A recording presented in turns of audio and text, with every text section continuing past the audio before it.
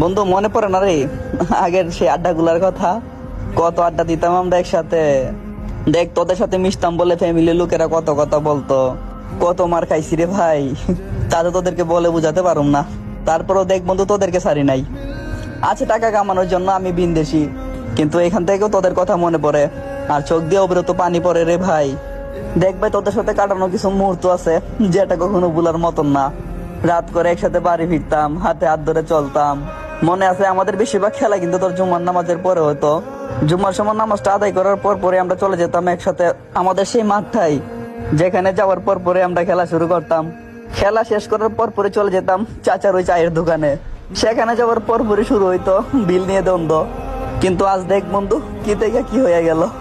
একা একা রাস্তা দিয়ে বের হওয়া লাগে, একা একা চলা লাগে, আর কেউ বলে না যে বন্ধু আই দোকানে যাবি, আই বন্ধু বাজারে আজকে নতুন মার্কেট হইছে, আই বন্ধু এখানে ঘুরতে যাবো।